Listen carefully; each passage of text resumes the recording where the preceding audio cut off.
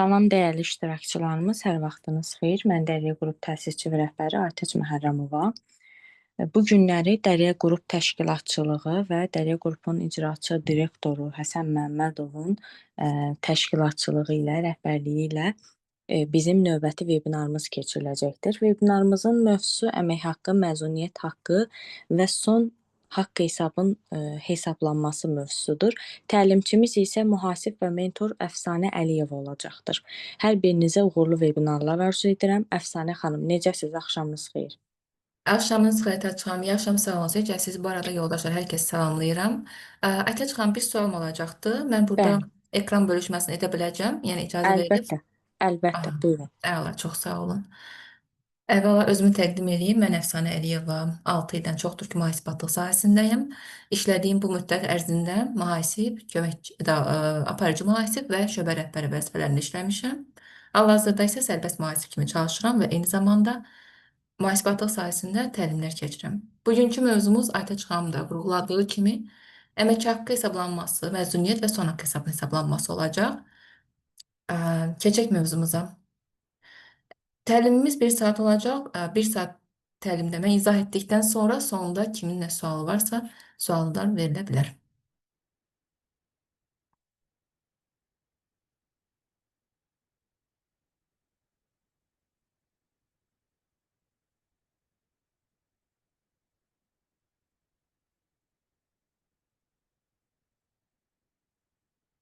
Ümid edirəm ekran hər kəsdə görünür. Xahiş edirəm zəhmət olmasa bir dənə qeyd eləyərdiniz.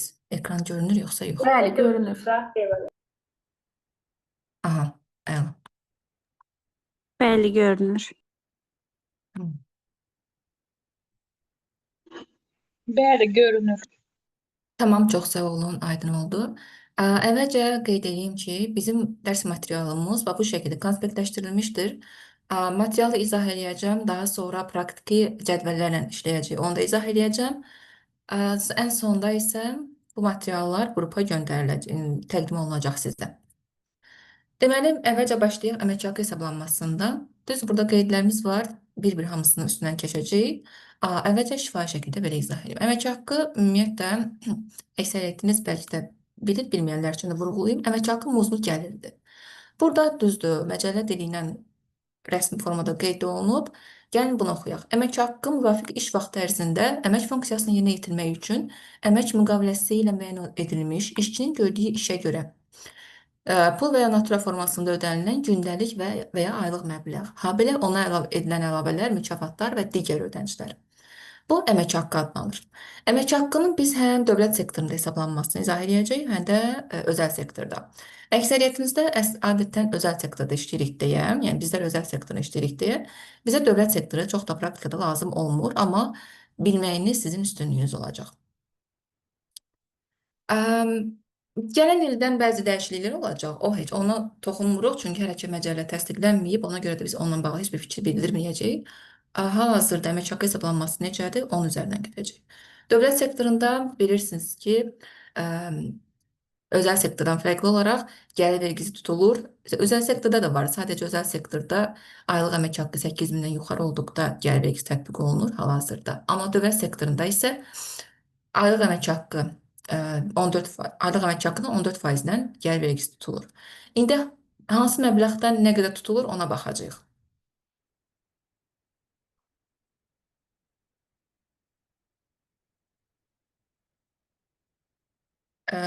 Arzu xanım soruşur, rekord olacaq. Aytaç xanım.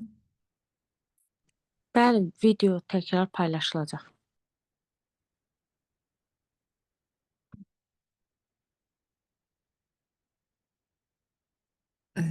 Axşamınız xeyir. Deməli, burada da konspektdə də qeyd elədiyim kimi, gəlir vergisi dedik ki, dövlət sektorunda 14%-dən tutulur. Amma 14% belə deyək də, işçinin gəlirindən asılı olaraq. Əgər əmək haqqısı, işçinin əmək haqqısı 200 manata qədərdirsə, orada gəlir vergisi hesablanmır. Yəni azad olması var çünki. Azad olma da vergi məcəlləsinin 102.1.6-cı maddəsinə əsasəndir.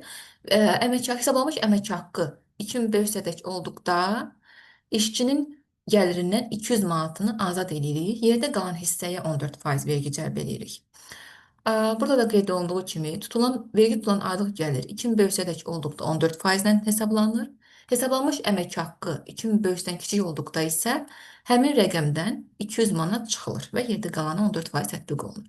Yaxşı, əmək haqqı dedik ki, 200 manatdan da kiçik olarsa, onda bizim gəlir vergimiz sıfır olacaq.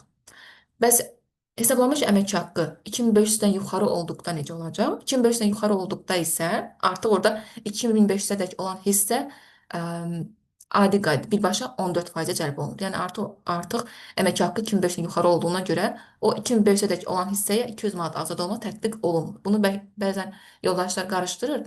Deyir ki, 200 manat azad olma varsa elə əmək haqqı 2500-dən yuxarı olduqda belə 200 manat azad olmanı çıxırıq. Xeyr, elə bir şey yoxdur. Əmək haqqı 2500-dək olduqda ancaq 200 manat azad olması var. 2500-dən yuxarı olduqda isə həmin azad olma yoxdur.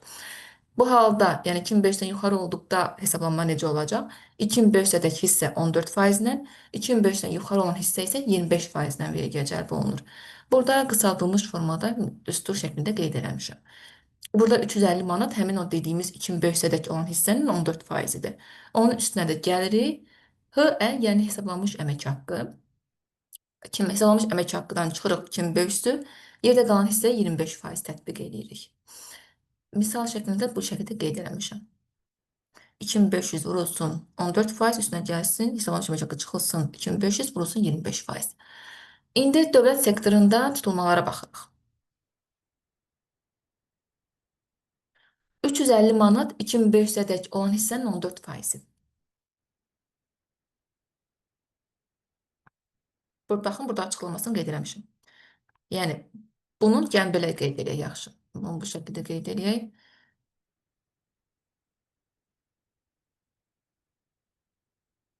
Yəni, bunlar bir-birinə bağlıdır.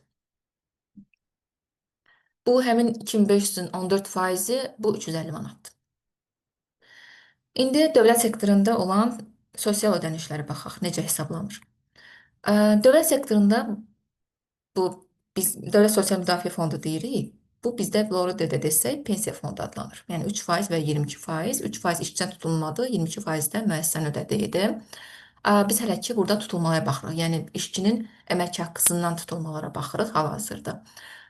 Dövlət sektorunda bu pensiya fondudur, sonra işsizlikdən sığortadır. Bunlar birbaşa hesablanmış əmək haqqıya vurulur. Yəni burada artıq müəyyən limitlər yoxdur ki, filan qədər olanda bu qədər tutulmalıdır, bu qədər olanda bu qədər. Yəni belə bir şey yoxdur. Birbaşa hesablanmış əmək haqqı 3%-ə vurulur və işsizlikdən sığortada da hesablanmış əmək haqqı birbaşa 0,5%-ə vurulur.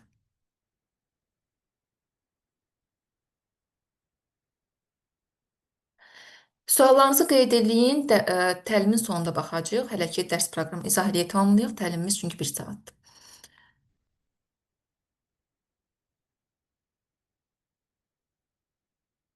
Sonra gəldik icbari tibbi sığortaya. İcbari tibbi sığortada isə artıq burada müəyyən bir limit var. Bu özəl sektorda da bu şəkildə hesablanır, dövlət sektorunda da.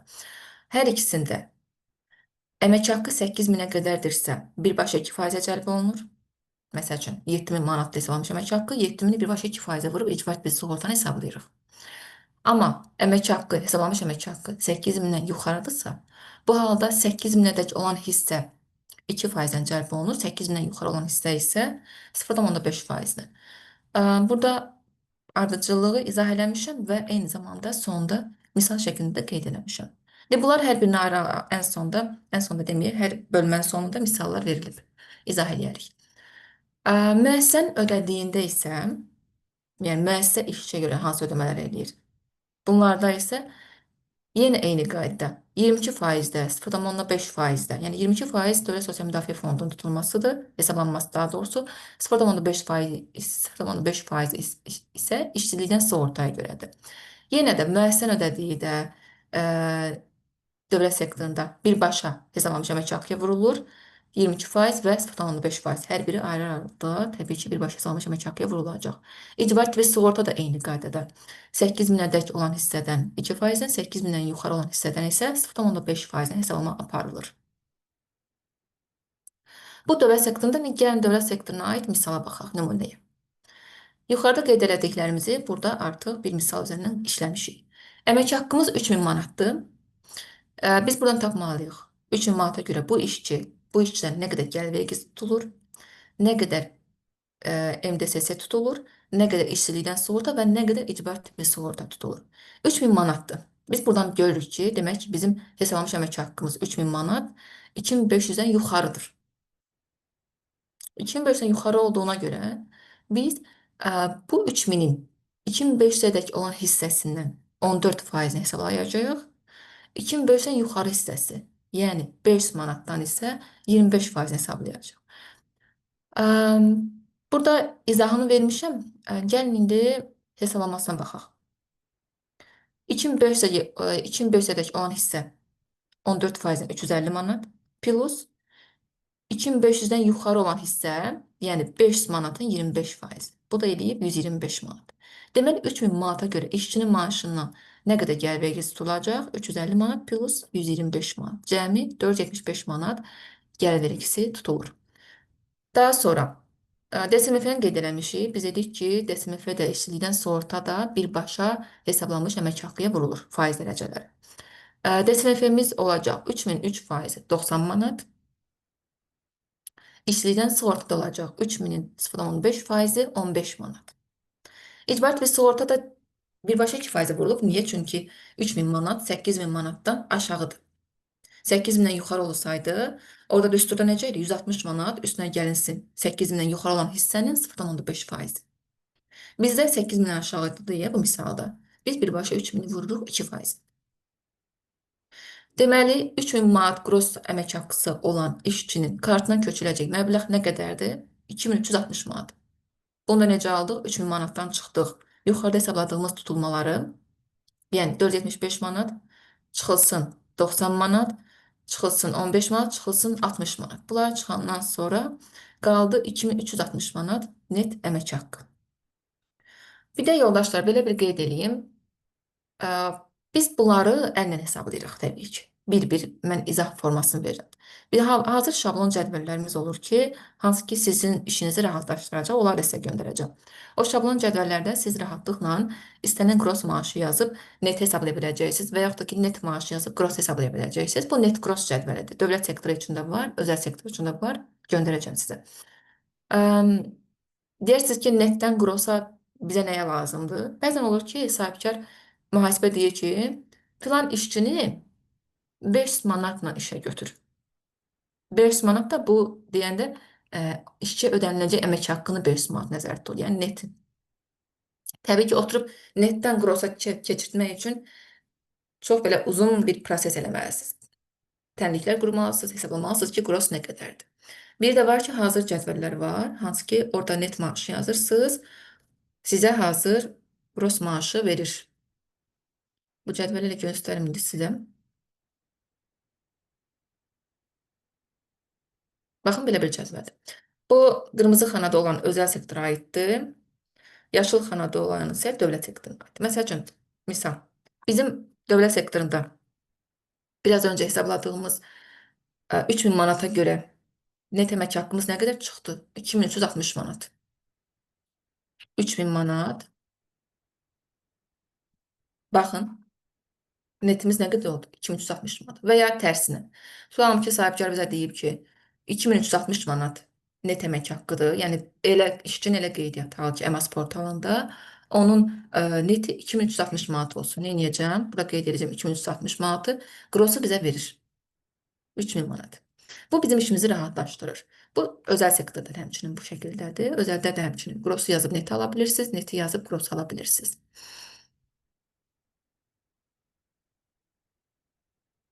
İndi bu prosesin, hansı ki biz bunu biraz öncə əllə hesabladıq da hamısını bir-bir. Müəllimə, olar bir sual vereyim?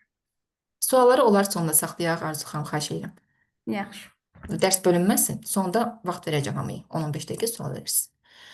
Qeydlərinizi aparın, kimin nə sualı varsa özünüzdə qeyd eləyin, ən sonda suallara cavablayacağım. Deməli, bu prosesi biz hal-hazırda əllə hesabladıq da, düzdürmü? Net cross cədvəlini də göstərdim sizə. İndi biz oturub təbii ki, bilirik ki, praktikada nə edirik? Oturub əllə hesablamırıq ki, işçi maaşlarını. Cədvəllərimiz olur. Dövlət sektoruna aid cədvəllər ola bilər, özəl sektora aid. Biz hal-hazırda dövlət sektoruna baxdıq deyə, gəlin onun üzərindən bir keçdiyimiz misalı buradan da sizə izah edeyim. Məsələn, belə bir cədvəldir, hansı ki, işlədiyiniz müəssisədə işçilərin məlumatlarını qeyd edirsiniz. Fini, vəzifəsi, hesablanmış əmək haqqısı. Burada daha doğrusu ştatdakı əmək haqqısını qeyd edirsiniz. Sonra aydakı iş günləri, daha sonra həmin işçi ə, həmin ayda neçə iş günü işləyib, onu qeyd edirsiniz və həmin iş günlərinə görə də işçinin hesablanmış əmək haqqısı çıxır. Hansı ki, bizim tutulmalar, işə götürən tərəfindən hesablanmalar, bunlar hamısı hesablanmış əmək haqqı üzərindən gedir. Ştatdakı əmək haqqı üzərindən yox, bunu qarışdırmırıq. Əksəriyyətimiz qarışdırır bunu çox vaxtı. Məsələn, işçini götürmüsünüz, ayın ortası işə qəbul etmisiniz, 500 manat əmək haqqı qeyd eləmisiniz.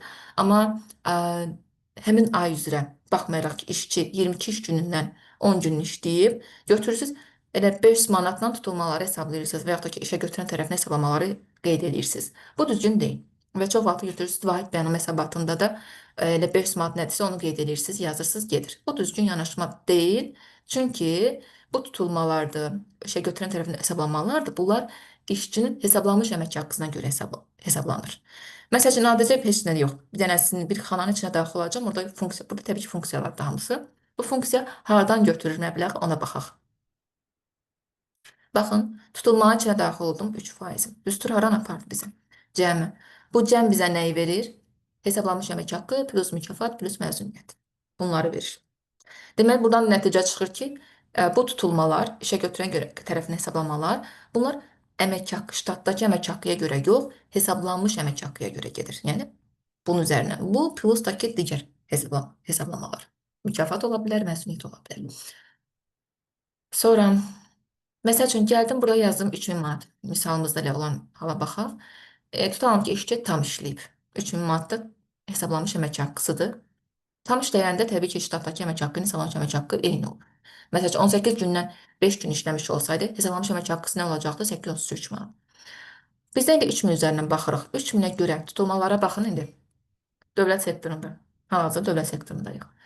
Bu tutulma xanasıdır, bu isə müəssisənin ödədiyidir. Tutulma xanasında gəlir vergisi 14%, 475 manat, biraz öncə hesablamışdıq. Baxın bu. Sonra pensiya fondu, yəni 3%imiz 90 manat. Bu. Və digərlərdən 15 manat, 60 manat. 15 manat və 60 manat. Müəssisənin ödədiyini burada hesablamamışıq, düzdür. Amma müəssisənin ödədikləri də burada eyni qaydadan dedik. Dövlət sektorunda 3% necə birbaşa hesablanmış əmək haqqıya vurulursa, 22% də birbaşa hesablanmış əmək haqqıya vurulur. 0,5% işçilik təmkininin. Burada icbari tibbi sığorta da birbaşa vurulub, çünki maaş hesablanmış əmək haqqı 8000-ə qədərdir. Deməli, 3000 manatdan cəmi tutulmamız nə qədərdir? 640 manat. 640 manat da bu düstur hardan götürür? Tutulmaları cəmləyir. Görürsünüz, işə götürəni bura qatmır. Bu getdi, oldu özəl sektor, dövlət sektoru. Keçdi indi özəl sektorun hesablamalarına. Özəl sektorda dedik ki, 8000-ə qədər əmək haqqıdan gəlir vergisi 0 dərəcədir. Yəni hesablanmır. Burada azaddır demirik. Əmək məcəlləsində burada azaddır demir. Sadəcə əmək yazır ki, 14% gəlir vergisi 0 dərəcənin hesablanmır, yəni. 0 dərəcəyə vurulur bu şəkildə.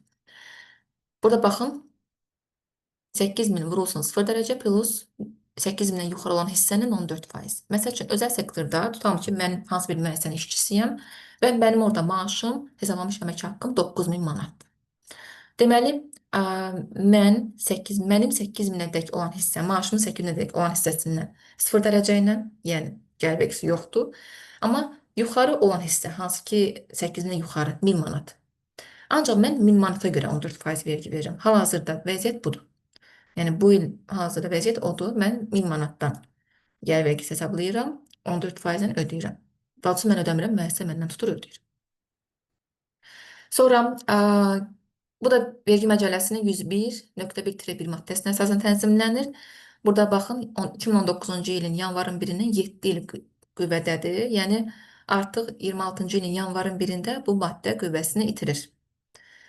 Amma hələ təsdiqlənmədiyi üçün biz o nüansa toxunmuruq. Gəldiyi Dövlət Sosial Müdafiə Fondu. Burada isə dövlət sektorundan bir qədər fərqlidir. Dövlət sektorunun fərqli olan hissəsi ancaq bu pensiya fonduna hesablanmazdır. Digər işçilikdən sığorta və icbari sığorta eynidir. Bu pensiya fondu deyilik, Dövlət Sosial Müdafiə Fondu. Faiz dərəcəsi eynidir. 3% burada da əmək haqqına tutulma. Amma burada fərqləndirən nədir? Özəl sektorlarda deyir ki, 200 manata dək olan hissədən 3%, yəni birbaşa 3% vururuq. Amma 200 manatdan yuxarı olan hissədən isə 10%-dən tutulur.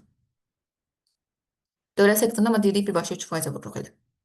Ona görə də özəl sektorlarda bu tutulmalara bəzən belə adlar rast gələcəksiniz. 3%, 10%. Adını belə yaz, 3-10%. 22% müəssisənin ödədiyində isə orada 22%, 15%. Bu şəkildə rast gələ bilərsiniz. Bəzi yerlərdə ola bilər ki, birbaşa ilə 15% deyərlər və yaxud birbaşa ilə 10% deyərlər. Bunların adlarını biraz yəni hər cür rast gələ bilərsiniz. İndi hesablanmış əmək haqqı əgər 150 manatdırsa, deməli onda bizim MDSS-imiz, yəni Dövlət Sosial Müdafiə Fondu məbləğimiz nə qədər olacaq? 150-ni vuracaq birbaşa 3%. İndi yaxşı, sual yaranar ki, minimum əmək haqqı 400 manat olduğu halda necə olur ki, əmək haqqı, hesablanmış əmək haqqı 150 manat olur? Bu, işçinin tam ştat işləmədiyi vaxtlarda ola bilər, yəni yarım ştatdır. Yarım ştat əslində minimum 200 manatdır. İndi bu tam belə deyil. Yarım ştat yox, məsəl üçün 4/1, 3/1 qədər işləyir. Günün 3/1 işləyir, 4/1 işləyir. Bu halda 150 manat ola bilər. Və yaxud da işçinin elə aylıq maaşı 1000 manatdır. Amma bu cəmi məsəl 2-3 gündə işə qəbul olunub. Neçə gün işləyir axı ondan hesablama gedir. Bu halda ola bilər. Yəni bu iki hallardan birində hesablanmış əmək haqqı 200 manat, daha doğrusu minimum əmək haqqından aşağı ola bilər. Ona görə deyirik ki, ilk 200-dən 3%-dən, 200-dən yuxarı olan hissədən isə 10%-dən tutulur. Qısa şəkildə burada izah eləmişəm. Bu 6 manat da həmin o 200 manatın 3%-idir. Deməli 6 manat üstünə gəlirik, hesablanmış əmək haqqı çıxılsın 200 manat, vurulsun 10%. İşsizlikdən sığorta dediyim kimi dövlət sektorunun eynidir, birbaşa 0,5% vururuq. İcbari tibbi sığorta da həmçinin dövlət sektorunun eynidir. 8000-ədək 2%, 8000-dən yuxarı isə 0,5%-dir. Müəssisənin ödədikləri özəl sektorda necə olur? Dedim, biraz öncə vurğuladım. 22%, 15%. Yəni belə bir addan rast gələ bilərsiniz. Bu da eyni qayda 200 manata dəkdirsə 22%, 200 manatdan yuxarıdırsa 15%. Qısaldılmış şəkildə, yəni 44 manat plus hesablanmış əmək haqqı çıxılsın 200 manat. Həmin fərqi vururuq 15%. Deyərsiniz bu 44 manat nədir? Bu 44 manat həmin o 200 manatın 22%-idir. Bunlar sadəcə düsturlardır. Yəni bu düsturları yadda saxlasanız kifayət edir. Budur, bir də ki, budur. Məndən məsləhət məntiqin başa düşün. Çünki əzbərləsəniz yadınızdan çıxa bilər. Dedik işsizlikdən sığorta. Dövlət sektorunda, özəl sektorda da həmçinin işsizlikdən sığorta müəssisənin ödədiyi də birbaşa hesablanmış əmək haqqıya vurulur. İcbari tibbi sığorta da həmçinin müəssisənin ödədiyi də 8000-ədək olan hissədən 8%-dən, yox 2%-dən, 8000-dən yuxarı olan hissədən isə 0,5%-dən tutulur. Misala baxaq. Hesablanmış əmək haqqımız 1000 manatdır. Özəl sektordayıq. 1000 manatdırsa, deməli gəlir vergisi 0 olacaq. Niyə? Çünki hesablanmış əmək haqqı 8000-dən aşağıdır. Pensiya fondumuz nə qədər olacaq? 200-ün 3%, üstünə gəlirik 800-ün 10%. Bu şəkildə izahlı qeyd eləmişəm. Yəni 6 manat plus 80 manat bərabərdir 86 manat. Bu oldu pensiya fondumuz. Yəni 3%-imiz. İşçilikdən sığortamız isə birbaşa 1000 manatı vururuq 0,5%-ə, icbari tibbi sığorta isə 1000 manatı vururuq 2%-ə. Bu da elədir 20 manat. Deməli, 1000 manat əmək haqqıya görə özəl sektorda nə qədər net əmək haqqı ödənməlidir? 1000 manatdan çıxırıq, 0 manat gəlir vergisi, 86 manat pensiya fondu, 5 manat işsizlikdən sığorta və 20 manat icbari tibbi sığorta. Deməli, karta köçürüləcək məbləğ olacaq 889 manat net. İndi bu misala biz gəlin baxaq əmək haqqı cədvəl üzərində.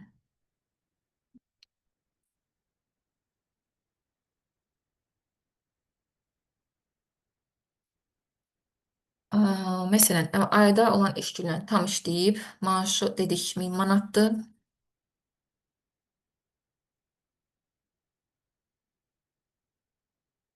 Baxın, gəlir vergisi 0. Burada düsturların içini də baxsaz, məsəl üçün, gəlin bunu izah edin. Düsturda nə dedik ki, 8000 hesablanmış əmək haqqı 8000-dən böyük bərabərdirsə 0%.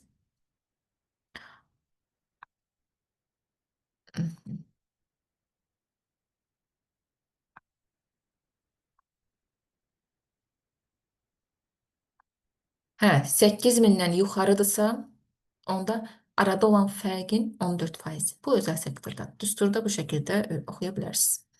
Sonra pensiya fondu həmçinin. Dedik ki, 200 manatdan böyük bərabərdirsə birbaşa 3% vururuq. 200 manatdan yuxarıdırsa, baxın burada deyil, 200 manatdan yuxarıdırsa 6 manat plus yuxarı olan hissənin 10%.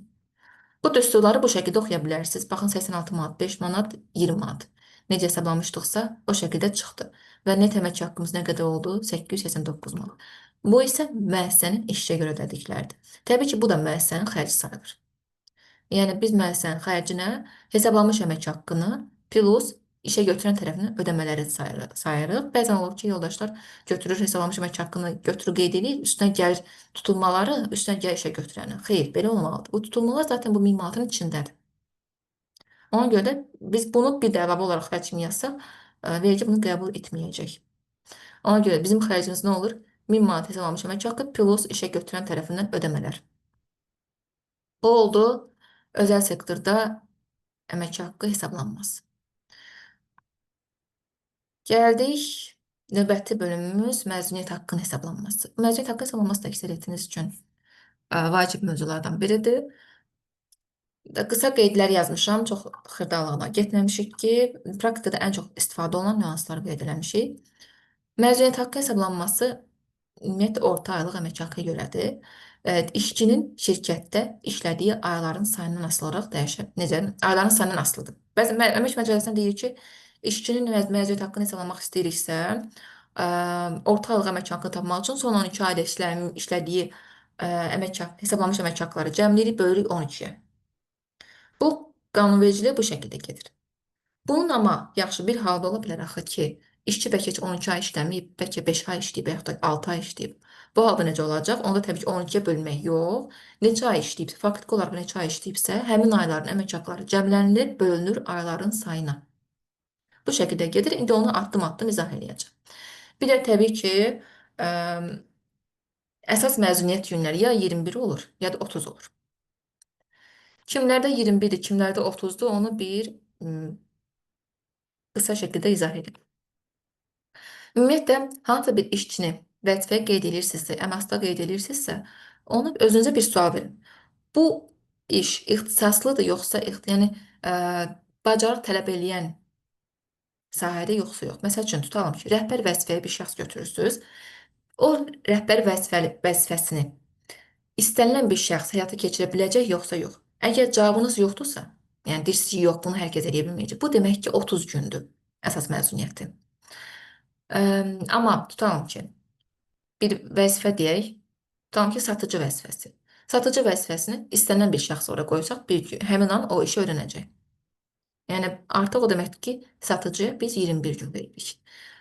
Çünki konkret olaraq konkret vəzifələr yoxdur ki, bu vəzifələr 21 gündür, bu vəzifələr isə 30 gündür. Bu əmək məcəlləsində deyilir ki, ixtisaslı kadrların vəzifələri 30 gün, ixtisas tələb etməyənlər isə 21 gündür. Daha sonra Nazirlər Kabinetinin bir qərarı var, hansı ki, biz orta aylıq əmək haqqını hesablayanda, o ki, deyilir, son 12 aylıq və yaxud ki, son 5 ay, son 6 ay, həmin o aylar üzrə olan orta aylıq əmək haqqını hesablayan zaman hansı ödəmələr o əmək haqqıya daxil deyil. Burada çoxdur siyahıda, çox geniş məlumatlar qeyd olunub. Mən hamısına toxunmayacağım. İndi məlumatı göndərəcəm, baxarsınız. Onsuz bunların hamısını əzbər bilmək məcburiyyətində deyilsiniz. Əsas odur ki, həmişə deyirəm, mühasib əzbərçi olmamalıdır. Mühasib axtarma bacarığında olmalıdır. Məsələn, tutalım ki, mən hansısa bir maddəni bilmirəmsə, Mən oturub desəm ki, yox, mən bunu bilmirəm, edə bilməyəcəm. Onda məndən mühasib olmayacaq. Amma mən nəyisə bilməyəndə gedib araşdırmağı seçirəmsə, demək ki, mən daha tez inkişaf eləyəcəm. Mən öz timsalımda dedim, yəqin ki, hər kəs öz payını götürdü. Çünki özüm də vaxtilə elə olmuşam. Yəni mənə bir tapşırıq veriləndə onu mütləq şəkildə nə olur olsun gedib həlli yolunu tapmışam, gətirmişəm. Həll edib gəlmişəm.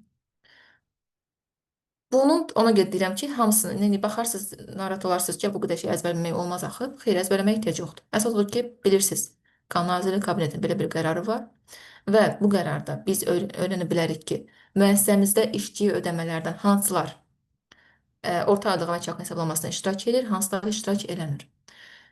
Ən aktuallarının bir-ikisinin adını çəkəcəm. Məsələn, ezamiyə. Ezamiyə ümumiyyətlə əmək haqqı daxil deyil. Ezamiyə haqqı şirkətin əlavə bir xərcidir. Yəni əmək haqqından əlavə bir xərcdir. Sonra ən praktik olanlar, maddi yardımlar. Bunlar əgər həmin o 12 ay ərzində, 5 ay, 6 ay ərzində işçiyə hansısa maddi yardım olunubsa, demək ki, həmin maddi yardım orta aylıq əmək haqqı hesablanmasında iştirak eləməyəcək.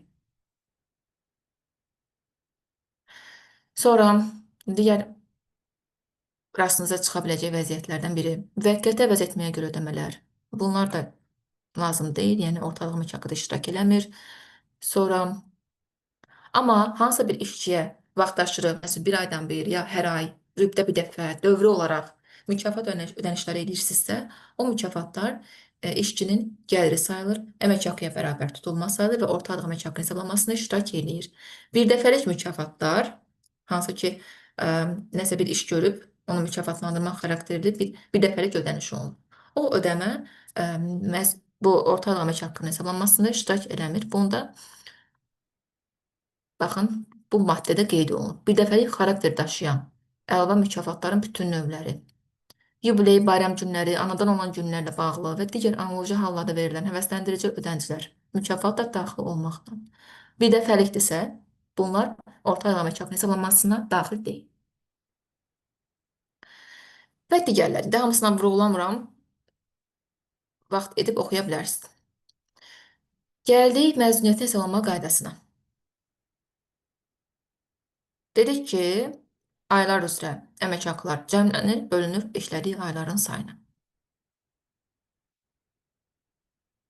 Məzuniyyət haqqı hesablamasında aşağıdakı qaydalara əməl edilir. İşçinin ortalıq əmək haqqı hesablanan zaman son 12 ayda aldığı ümumi əmək haqqı cəmlənilib 12-yə bölünür. Əgər 12 aydan az işləyibsə, tam işlədiyi ayların sayına bölünür. Yəni, biz məzuniyyət haqqını hesablayanda işçinin tam işlədiyi ayları götürməliyik. Məsəl üçün, tutalım ki, işçi martın 15-i işə qəbul olub və sentyabrın 15-i deyir ki, məzuniyyət götürmək istəyir neçəsə günlük.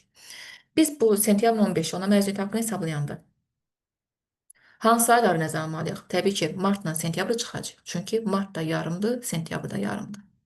Götürəcəyimiz aylar apreldən avqust daxil olmaqla. Aprel daxil olmaqla və belə deyək də, aprel, may, iyul, avqust. Bu ayların orta aylıq əmək haqqı əsasında hesablamalar aparılacaq. Cəmləniləcək, böləcək ayların sayına və orta aylıq tapılacaq.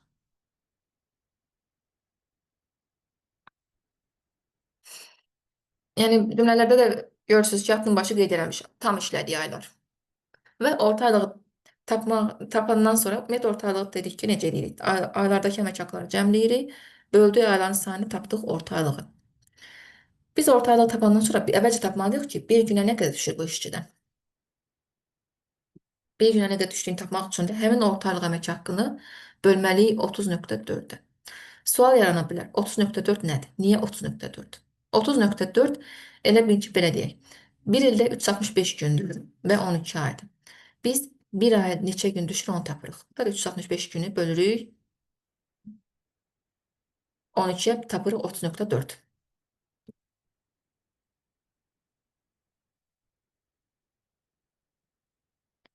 Tapılan bir günlük əmək haqqı, üzr sayın.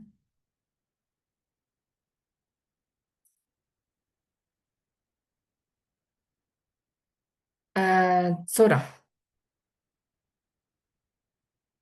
Dedik 30.4'ü böl 1 günü tapdıq. Tapılan bir günlük əmək haqqı məzuniyyət günlərinin sayına vurulur. İndi məzuniyyət günləri necə hesablayırıq? İşçi əgər 12 ay tam işləyibsə, təbii ki, artıq bu adamın 1 illik tamam olubsa, əsas məzuniyyət günü ya 21 gündür, ya da 30 gündür. Onda elə məzuniyyət günlərinə, məzuniyyəti tam götürübsə təbii ki, məzuniyyət günlərini vururuq. Yox, əgər məzuniyyəti tam götürmür, məsəl üçün deyir ki, baxmayaraq ki, 30 gün məzuniyyət hüququ var, amma bu adam götürüb 10 gün. Onda biz bir günlük əmək haqqısını, orta günlük əmək haqqısını vuracağıq 10 günlərin sayına. Misal, işçinin 12 aylıq cəm əmək haqqısı 18.000 manatdır, o 21 gün məzuniyyətə çıxır. Bizə bu 18.000-i bütöv cəmləyib verirlər 12 ay. Biz nə etməliyik? Əvvəlcə bir ay düşəni tapmalıyıq ki, o da sonra bir günə düşəni tapaq, daha sonra 21 gün məzuniyyət gününün nə qədər əmək haqqı, məzuniyyət haqqı düşür, onu hesablayaq. 18.000-i bölürük 12-yə, misallarda burada qeyd eləmişəm. Tapdıq 1 aya düşdü 15.000. Sonra bir günlük əmək haqqısı oldu. 15.000 30.4-ə böldük. Cəmi elədik 49.34 təqribən. Deməli, məzuniyyət haqqısı nə qədər olacaq? 49.34-ü vuracağıq 21 günə. Deməli, bu adamın 21 günə görə hesablanmış məzuniyyət haqqısı 1036 manat 14 qəpikdir. Bir də yoldaşlar bunu vurğulayım ki, bu aldığımız rəqəmlər qross məbləğlərdir. Biz elə bunlardan tutulmalar eləməliyik. Yəni işçiyə biz götürüb birbaşa 1036 manat ödəmirik. Çünki biz bu 1036 manatı hesablanmış əmək haqqı üzərindən gəldik, çıxdıq, bura çatdıq. Yəni biz görürsünüz 18.000 hesablanmış əmək haqqıdan hesabladıq, gəldik, tapdıq ki, hə, bir aya düşdü 1500, sonra bir günə düşdü 49.34, daha sonra 21 gün üçün hesablandı 1036 manat. Bu qrossdur.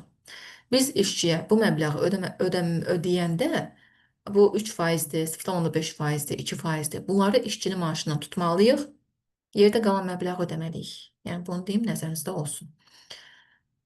Məzuniyyətin proporsional hesablanması nə deməkdir? İşçi əgər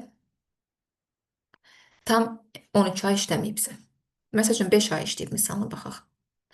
5 ay işləyib,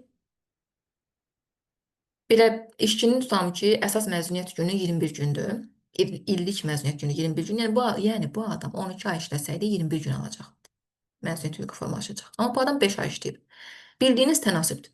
Yəni burada görürsünüz tənasüb kimi qurmuşam. 12 aya 21 gün, 5 aya x gün. Biz tapırıq ki, 5 aya buna neçə gün düşür? Tapdıq 5 aya düşdü 9 gün. Yəni 5 vurulsun 21 bölünsün 12. 9 gün düşdü və bu adam deməli 5 ayına 9 gün düşürsə, onda təxminən 9 gün məzuniyyət haqqı verilir. Bu hesablaması qaydasını izah eləmişəm bu heç. Gəldik son haqq hesab hesablanmasına. Son haqq hesab da məzuniyyət haqqı eyni qaydada hesablanır. Lakin son haqq hesab məzuniyyət haqqını fərqləndirən nədir? Mahiyyət fərqlənir. Son haqq hesab işçi işdən çıxanda verilir. Müqaviləyə xitam veriləndə. Məzuniyyət isə işçi işlədi, lakin məzuniyyətə çıxır. 10 günlük, 5 günlük, 21 günlük fərqi yoxdur. Məzuniyyətə çıxdığı müddətdə o məzuniyyət haqqı alır. İşə gəlmir, amma işə işləmədiyi günlərə görə bir məzuniyyət haqqı alır. Son haqq hesabda işçi işdən çıxır.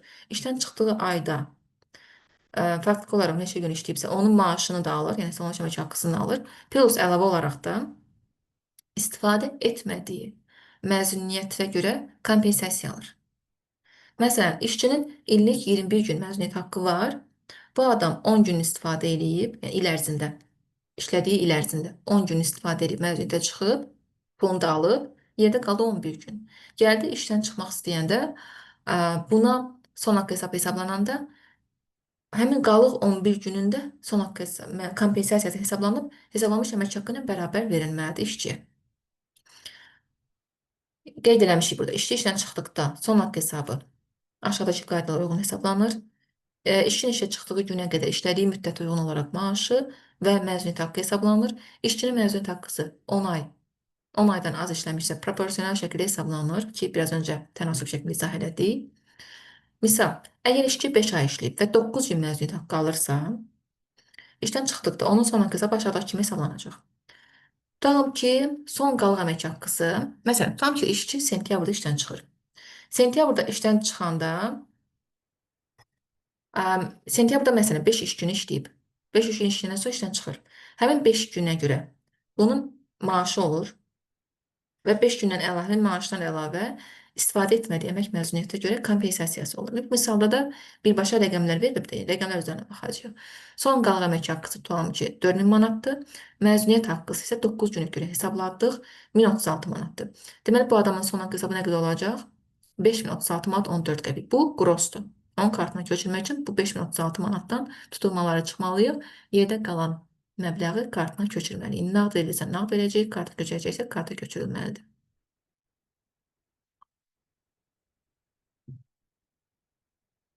Dərsin izahı bu qədər. Kimdə suallar varsa, indi baxam, chat hissəsinə baxacağım. Daha sonra səsli suallar da verə bilərsiniz.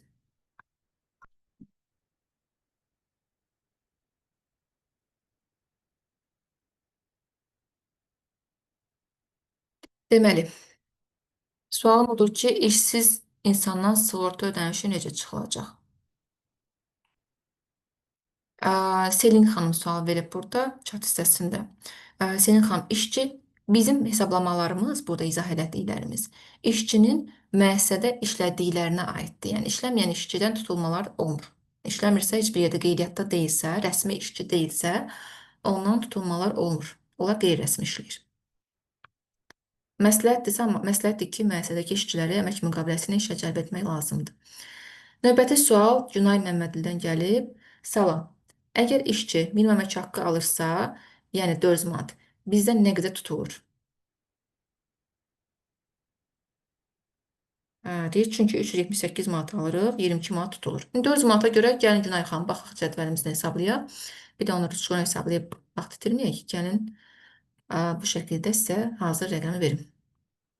Mən bu şablonları əslində sizə göndərəcəm, elə özünüz də istədiyiniz vaxt girib baxa bilərsiniz. Burada ekranı görürsünüz də, yəqin ki, mən burada qeyd edirəm, siz də görərsiniz. Özəl sektordasınız. Günay xanım, özəl sektordasınız da, yəqin ki.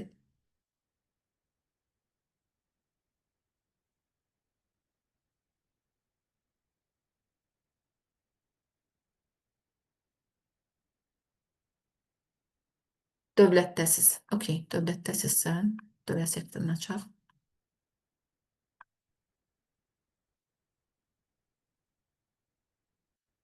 400 manat. Baxın, heç mən demirəm, özünüz baxsaq görəcəksiniz.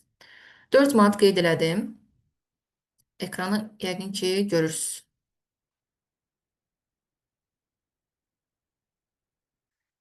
Dörd manat qeyd elədim. Hesablamış əmək haqqı 400 manat. Tutulmalar cəmi 50 manat.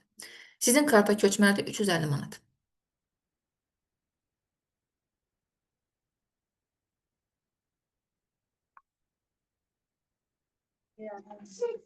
Salam, müəllim, axşamınız xeyir. Bizim karta 378 manat köçür. 22 cəmi 400 manatdan. Onda bizim maaş nə qədərdir ki, belə 378 manat alır yanımıza onda. Sizə 378 isə çox ehtimal ki, sizin maaşınızı yuxarı qeyd ediblər. 400 manat deyil. Əmək müqavilənizdə 400 manatdır. Bəli, bəli, əmək müqaviləmizdə Sima ilə imzalayanda 400 manatdır. Baxmışam. Sizin bəlkə özünüzdə nəsə azad olmalarınız var. Çünki bəzən olur ki, dövlət müəssisələrində azad olmalar olur. Müqavilə ilə işləyirəm də. Bir də ki, ailə başçı edirəm kimi gedirəm. Nə kimi gedirsiniz? Ailə başçı edirəm. Hə, ona görə azad olmalarınız var. Normal, əgər adi standart qaydada dövlət işçisi olsaydı, sizə 350 manat köçürməli idilər. İndi 378 manat köçürürlərsə azad olmalarınız var. Hə, deyirəm də. Çox sağ olun, müəllimə. Biz sağ olun. Növbəti sual Lalə Abdullayevadan gəlib. Salam müəlliməm, yol pulunu çıxsaq əslində 165 manat götür, amma 138 manat maaş köçür. Lalə xanım, sualınızı tam başa düşmədim. Onu zəhmət olmasa aydınlaşdırarsınız. Vəfa Şahbazova. Məşğulluqdan dərzilik avadanlıq götürmüşəm. 38 manat vergi hesablanıb. Mən obyekt götürmüşdüm. Siz müraciət sistemi tələb etdilər. Əlavədə 200 manat istədi və mənim aktiv mənə bildirdilər ki, vergidən gələcək onun üzərinə.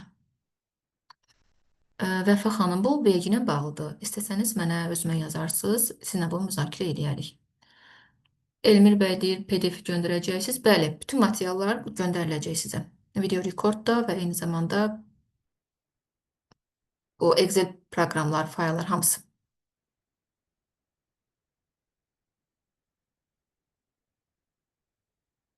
Aha, Aytəc Süleymanova soruşur. İşçiyə bir neçə ay sonranın maaşını öncədən avans kimi ödəmək olar əgər və Desmeyev cəlb olunurmu həmin avans ödənişi?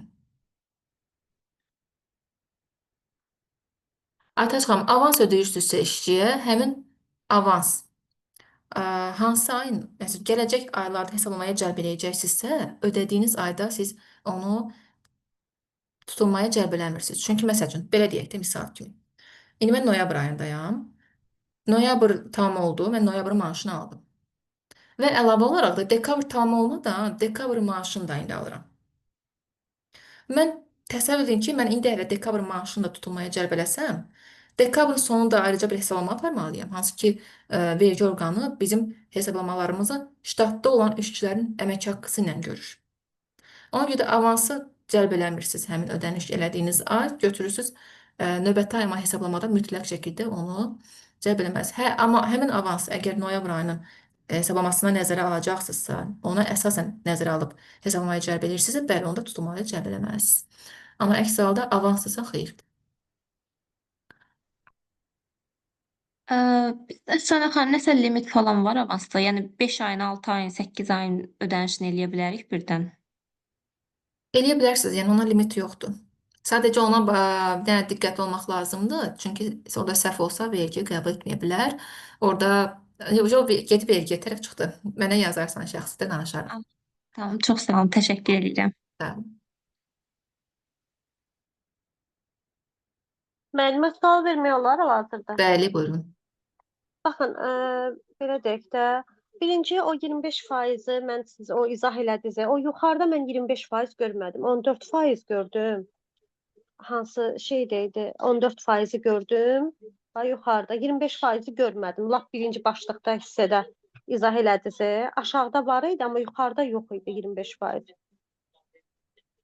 Prosta mən onu tam anlaya bilmədim ki, o 25% tam olaraq nəyə əsasən tutulur?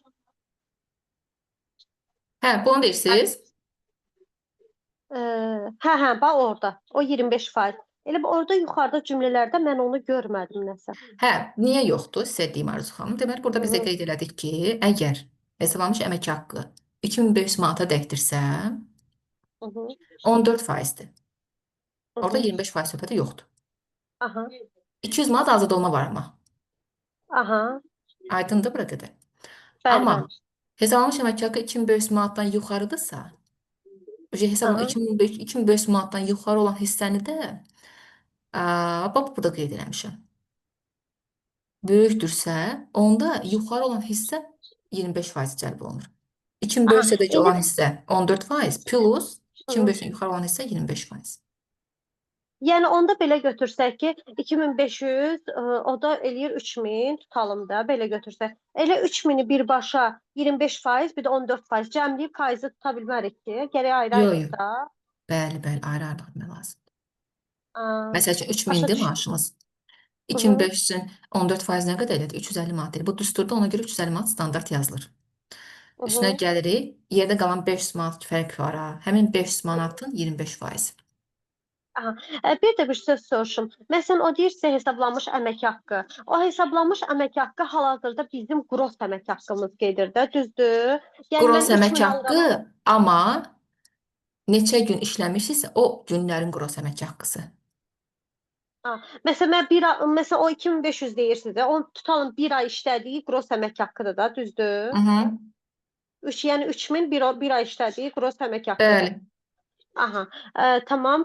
Bir də baxın, siz orada Excel cədvəlinə daxil oldunuz tutulmaları hesablamaq üçün. Orada if şərti vermisiniz, yazmısınız ki, böyük bərabərdir, 200-dən böyük bərabərdir. Aşağıda da qeyd eləmisiniz ki, 200-dən yuxarı bu faizlə hesablamışsınız. Prosta siz mənə orada nə şərt çatmadı?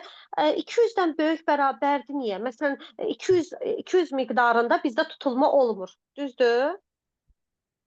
Baxın, hesablanmış əmək haqqı əgər 200 manatdırsa, məsələn, misal deyirəm. 200 manatsa, bizim burada pensiya fondumuz nə qədər hesablanacaq? 3 faizə vururuq da 3%-dən. bunu, düzdürmü? 6 manat. Aha, Ona görə 3%. Aha. deyirik ki, 200 manatdan kiçik bərabər. Ha, Bax, bu kiçik düzdür. bərabər yazmısınız. Mən böyük Bəli, bərabər bəli. eşitdim elə bil. Hə, yəni Hə, 200 burada manatdan bunu deyirsiniz. Deyir ki, L11, yəni hesablamış əmək. Bunu mən yazmamışam açıq belə deyim də. Düzdür, bu cədvəllər aha. hazır şablonlardır, amma ki bunun izahını verək. Deyir ki, hesablamış əmək haqqı kiçik bərabərdir 200 manat. Mən deyəsən biraz öncə səhv Böyük dedim hə? bərabər dediniz. Hə, Hə, hə. hə, hə, mən Böyük səhv bərabər demişəm. dediniz. Üzrlü Ona sayın. görə mən şey oldum. Yəni Hə, belə hə, hə. qaldım ki, nətər Üzrlü hə. sayın. Mən bunu səhv dedim. Mhm. Əgər elə demişəmsə Hə, səhv demişəm. ebiyo, ebiyo. Hə, Hə, hə. ebiyo, ebiyo. Hesablamış əmək haqqı, çünki biz izahatları necə dedik? Dedik 200 manatdan kiçik və ona bərabərdirsə 3%. Amma Aha. 200 manatdan yuxarıdırsa, o həmin 200 manat birbaşa 3%, o heç o yerində 6 manat oldu. Plus Mhm. 200 manatdan yuxarı olan hissəni isə dedik 10%. Aha. Məsələn, mən 300 alıramsa, 210, 200-ünü 3% ilə hesablayıram. O 100 manatını da nə ilə 10%. hesablayırdım? 10% ilə. Aha, tamam, başa düşdüm. Bir də xanım bayaq bir sual verdi. O suala aydınlıq gətirmək istəyirəm. Xanım dedi ki, işsizlikdən işsiz adamdan niyə işsizlikdən sığorta pulu tutulacaq? O bilirsiniz o nəyə aid verdi? Məsələn, yanvarın 1-də təsdiqlənəcək işsizlikdən sığorta üçün 16 manat tutulacaq işsiz adamlardan. Aha, O o nədir? xanım hə, onu nəzərdə tutun. Sadəcə siz nə? İşsizlikdən sığorta 0,5% deyil. Bəli. Aha, 0,5% siz 15 manat hesabladınız. Amma niyə onda dövlət işsizlikdən sığorta işsiz olan adamdan 16 manat götürür? O 0,5 ilə hesablamır da onda belə çıxır. Onu mənim hələ ki məlumatım yoxdur. Yəqin ki yeni qərardır. Hələ təsdiqlənməlidir. Çünki mən təsdiqlənməyən məlumatları bəzən olur səhifələr paylaşır hamı. Bir xəbər çıxır, fisiyo, hamı paylaşır ki, belə olacaq. Dəqiq deyil, Yo, qərar təsdiqlənməyib. 2026-nın yanvarın 1-dən artıq qərar qüvvəyə minəcək. Hətta gəlir vergisi də özəl sektora şamil olunacaq. Hətta onun Bəli, hesablanmasında nümunə olaraq göstəriblər. Bütün xəbər portalları bəli. göstərib. Görmüşəm Ə, hamısını. Sadəcə mən hə, vurğulamıram hələ ki onu. aha, prosta ona görə o xanım sual verdi və mən ona görə çaşqınlıq yaratdım ki, çünki orada qeyd olunub ki, 16 manat işsizlər üçün 16 manat. Deyim ki, hər dəfə şeyə getdik. Tibbi sığortadır yoxsa işsizlikdən sığortadır 16 manat. Hər dəfə onlardan tutulacaq. İşsiz adamdan 16 manatı necə tutacaqsan? Ona aid sual verdi o xanım. Prosta ona görə mən Əgər burada onunla qocaldım. bağlıdırsa, mən açıq deyim, onunla bağlı hələ ki məlumat qabağıma çıxmayıb deyə, yəni xəbərim yoxdur deyə mən onun yalançısı olmayım. Bir də ki, gəlir vergisini bilmədim, amma nə qədərmiş? Siz gəlir vergisini hal-hazırda 14 manat deyirsiniz. 14% deyirsiniz, düzdür? Bəli. Onda nə qədər deyilmişdi? O yadımdan çıxıb. Onda təmiz hamısı dəyişiləcək də. Bu sizin cədvəllər ki, şablonlar da var, onlar da Burada dəyişilməlidir. gəlir vergisi 26-cı ildən özəl sektor dəyişiləcək. Özəl sektorda necə olacaq? Belə ümumi belə məlumat verim. Özəl sektor məsəl üçün biz dedik ki, özəl sektor burada vurğuladıq ki, gəlir vergisi 8000-ə qədər olanda 0%. Aha, düzdür. Amma onda deyirlər ki, 26-cı ildə artıq burada konkret bəlirli bir rəqəmlər təyin olunub ki, aralıqlar bu qədər olanda bu qədər hesablanacaq. Tam indi dəqiq yadımda deyil o rəqəmlər, yalan deməyim. O hələ təsdiqlənməyib deyə çox da belə deyək, təlimçilər hələ ki onu tədris eləmir. Aha. Orada artıq konkret olaraq adi qaydada dövlət sektoruna necə hesablanırsa vergilər. Aha. Özəldə də Aha. gəlir vergisi olacaq. Amma özəl sektorda dövlətçindən biraz fərqli hesablamalar olacaq. Bir dənə bu dəyişən hesab gəlir vergisi olacaq. Vergi məcəlləsinin 101.1.1 maddəsinin vaxtı bitir çünki. Onda o 2019-cu ilin 7. vergi məcəlləsində də o yenilənəcək də Bəli. təzədən. Aha, tamam.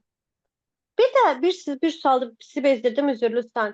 Bir də siz mənə maraqlıdır. Bilmirəm, o sizə aiddir, o sizə şamil olunur, olunmur.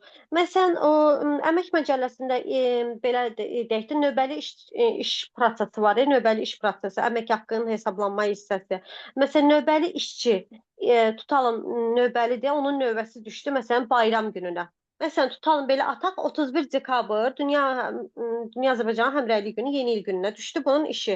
Amma bunun faktiki işi növbəli olduğuna görə bunun bayram gününə növbət saldılar. Həmin bayram gününə növbət salanda bunun o əmək haqqısı 2 qat mı hesablanır, yoxsa elə standart öz əmək haqqısı necədirsə elə hesablanır? Çünki bayram günündə işə çıxanda işçilərin 2 qat əmək haqqı hesablanmalıdır. İşlədiyi saatın 2 qatı. Bəli, Amma ümumiyyətlə sırf bunun öz standart növbəsi daxil, onu mən maraqlıdır. Ümumiyyətlə, iş vaxtından əlavə qeyri-iş günü işə çıxılırsa, onun maaşı adi qaydada hesablanmır. 2 qat olur. Onu da ki, indi gecə növbəsidir, necədir? Onlarda biraz fərqli yanaşılır. O artıq kadr hissəsidir deyə. Onu HR-larla da dəqiqləşdirsəz, daha aydın, daha təmiz olar da belə deyək, daha aydınlaşsa. Başa düşdüm. Hə, Tamam. çünki orada amma standart bir dəfə necə ki adi qaydada əmək haqqı alırıq, elə deyil onlarda. Onlar təbii ki qeyri-iş günü işə çıxırlar, bayram günü cəmaət bayramda istirahət edib bunlar işə çıxırsa, onların əmək haqqısı artı olur. Artıq olur. Prosta bunun sırf bu növbəli prosesdə bu sırf elə həmin gün işləməlidir də. Nə dəxli var bayramdır, bayram deyil. Ona görə mən qalmışam qaranlıq. Eyb yox onda. Başqa Onu soruşaq. HR əməkdaşına Hə, dəqiqləşdirsə daha yaxşı olur. tamam. Çox sağ olun. Gültənan xanım, siz sağ olun. Gültənan xanım deyir, sertifikat nəzərdə tətbiq olunacaq. Aytaç xanım məlumat verər bunun haqqında inşallah sizə. 26-cı 3% olacaq özəl sektorda.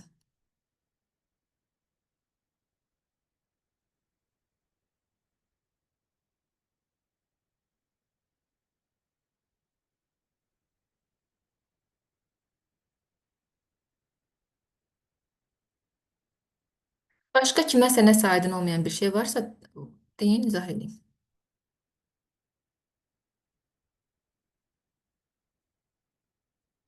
Əfsanə xanım, axşamınız xeyir. Axşamınız xeyir. Çox sağ olun ətraflı məlumat üçün.